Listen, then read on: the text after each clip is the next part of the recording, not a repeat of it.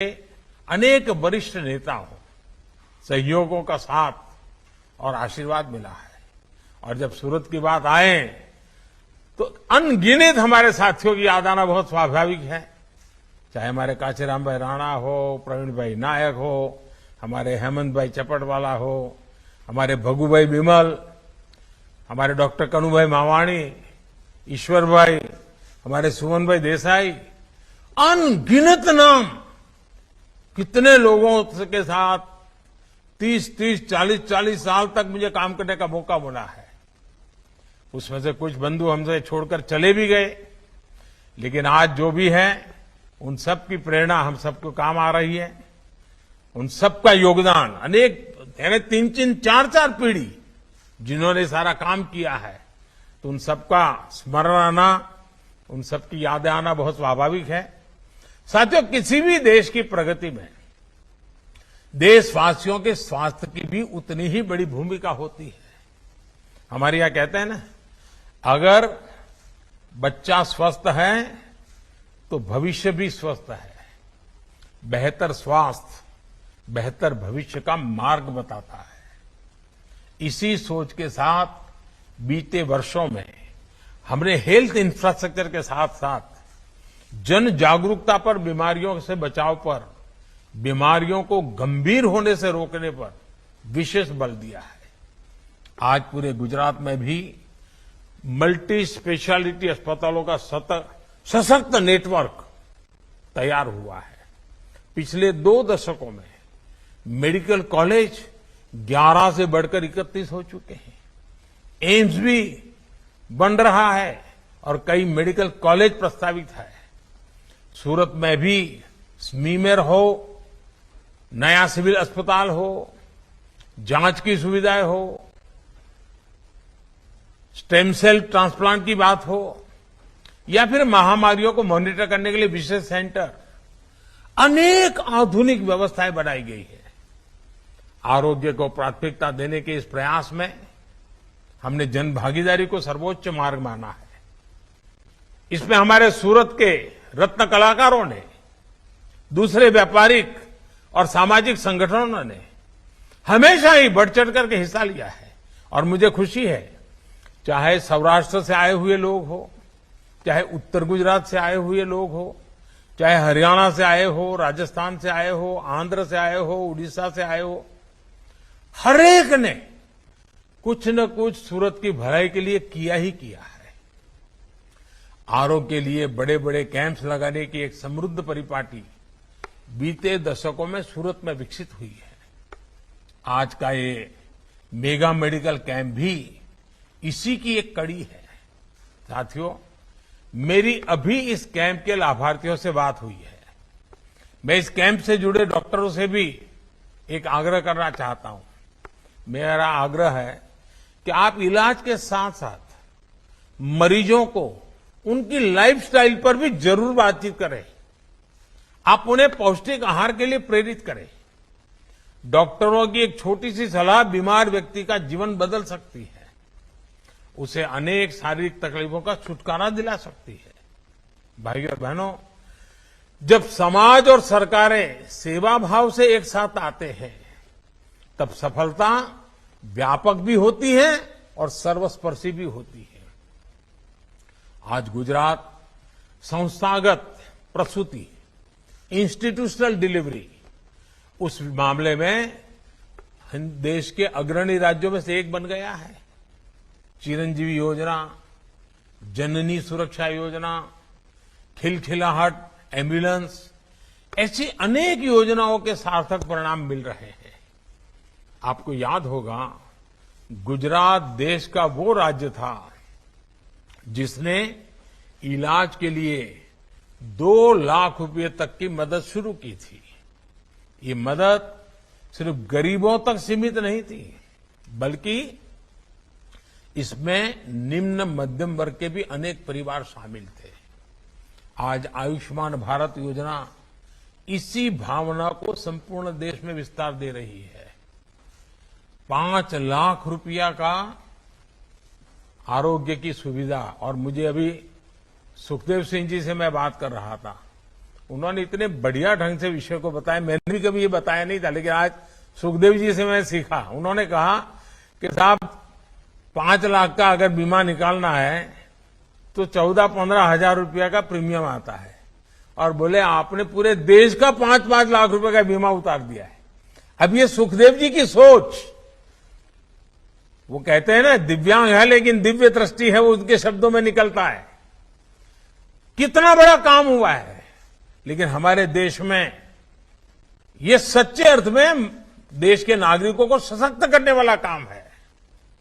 और इसी योजना की मदद से पूरे देश में करीब 4 करोड़ मरीजों को मुफ्त इलाज मिल चुका है, और इसमें 30 लाख से ज्यादा हमारे लाभार्थी हमारे गुजरात के हैं। भाइयों और बहनों, गरीब परिवारों में बीमारियों का एक बड़ा कारण साफ पानी का अभाव रहा है। पीने का पानी अगर शुद्ध नहीं मिलता है तो बीमारियां भी लेके आता है। सूरत में बीते सालों में शुद्ध पेयजल के लिए प्रशंसनीय प्रयास हुए हैं। पोखरों, तालाबों और दूसरे स्रोतों को पुनर्जीवित करने का लिए सबने मिलकर काम किया है। मुझे खुशी है कि डबल इंजन की सरकार के कारण आज गुजरात के 97%, एक प्रकार से 100 के करीब करीब ग्रामीण परिवारों को नल से जल मिल रहा है। भाइयों और बहनों, गांव और किसान की स्थिति बदलने के लिए 2 दशक पहले जो सफल प्रयोग गुजरात में हमने मिलकर किए हैं, उन अनुभवों का लाभ आज पूरे देश को मिल रहा है। पीएम स्वामित्व योजना के तहत आज गांवों में ड्रोन से मैपिंग कर मकान मालिकों को प्रॉपर्टी कार्ड दिए जा रहे हैं। अभी तक देश के 50,000 से अधिक गांवों में ये काम पूरा किया जा चुका है। गुजरात के भी लगभग 1600 गांवों में भी ड्रोन सर्वे पूरा हो चुका है। प्रॉपर्टी कार्ड न सिर्फ गांवों में जमीन से जुड़े विवादों को कम करने में मदद कर रहे हैं, बल्कि व्यापार कारोबार के लिए बैंकों से मदद को भी आसान बना रहे हैं। साथियों, देश के करोड़ों छोटे किसानों का कदम कदम पर साथ देना, ये हमारी सरकार की प्राथमिकता है। पीएम किसान सम्मान निधि ऐसा ही एक प्रयास है। इस योजना के तहत अब तक देश भर के किसानों के बैंक खातों में लगभग 2 लाख करोड़ रुपए सीधे ट्रांसफर किए जा चुके हैं। गुजरात के भी 60 लाख से अधिक किसान परिवारों को भी इसका लाभ मिला है। सूरत के भी 1.25 लाख से ज्यादा किसान पीएम किसान सम्मान निधि के लाभार्थी हैं, और अभी मेरी जितने लाभार्थियों से बात हुई, सबने पीएम किसान सम्मान निधि की भारी तारीफ की। मुझे याद है पहले की सरकारों में किसानों के नाम पर बड़ी बड़ी घोषणाएं होती थी, लेकिन किसानों के खाते में कुछ नहीं पहुंचता था। लेकिन डबल इंजन की सरकार किसानों के हितों को सर्वोपरि मानते हुए काम कर रही है। इसी सच्ची नीयत के कारण ही देश का, गुजरात का किसान बार बार हमें आशीर्वाद दे रहा है। हमारी सरकार ने गांवों में पक्के घर बनाने की जो योजना बनाई है, गांव में गरीबों के लिए पक्के घर बनाने की योजना बनाई है, उससे भी चाहे शहर के गरीब हो या गांव के गरीब हो, छोटे किसान हो या मेहनतकश मजदूर हो, हर एक को बहुत लाभ हुआ है। बीते 8 वर्षों में देश भर में गरीबों के लिए 3 करोड़ से अधिक पक्के घर बनवाए जा चुके हैं। इनमें से 10 लाख से अधिक घर गुजरात के गरीब परिवारों को मिले हैं।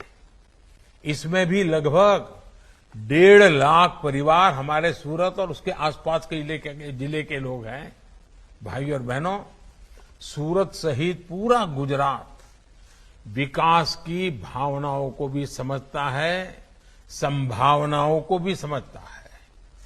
इसलिए हर आंकड़े, हर हलचल पर विशेष नजर रहती है। जब देश एक्सपोर्ट के नए रिकॉर्ड बनाता है, तब सूरत का उसमें योगदान होता है। हाल में जीडीपी के आंकड़े आए हैं। भारत की तेज रिकवरी को पूरी दुनिया सराह रही है। जिस प्रकार भारत ने, गुजरात ने कोविड का मुकाबला किया, दुनिया के सबसे तेज और विशाल टीकाकरण अभियान को चलाया, उसने व्यापारिक गतिविधियों को तेजी से पटरी पर लाने में मदद की है।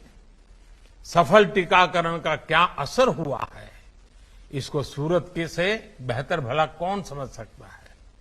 पूरी दुनिया अब भारत से सीखने की बात कर रही है। कुछ दिन पहले ही भारत ने दुनिया की 5वें नंबर की अर्थव्यवस्था बनने का गौरव हासिल किया है। इस उपलब्धि से देश को और मेहनत करने का, अमृतकाल के बड़े संकल्पों को सिद्ध करने का हौसला मिला है। ये प्रगति मामूली नहीं है। हर हिंदुस्तान का सीना गर्व से भर जाता है। हमें अपने उत्साह, अपने उमंग को इसी तरह बनाए रखना है। एक बार फिर सूरत के मेडिकल कैंप के सभी लाभार्थियों को मेरी बहुत बहुत शुभकामनाएं हैं। और फिर एक बार भूपेंद्र भाई, सीआर पाटिल, सबको बहुत बहुत बधाई देता हूं। आप सबको भी बहुत शुभकामनाएं देता हूं। અને હવે તો તમે બધા નવરાત્રીની તૈયારીમાં પડી ગયા છો પાછા. હમણાં તો ગણેશ ચતુર્થી ચાલતી હશે અને સુરત તો આપણું ગણેશ ચતુર્થીમાં મેં જોયું છે કે મહારાષ્ટ્રની જાણે સ્પર્ધા કરતું હોય.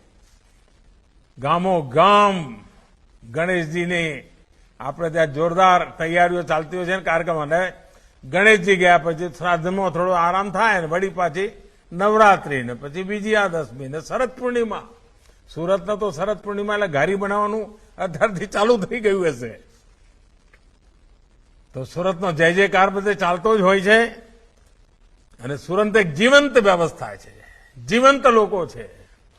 એમના સપના એ સદા જીવતા હોય છે, એમના સંકલ્પો પણ અમર હોય છે.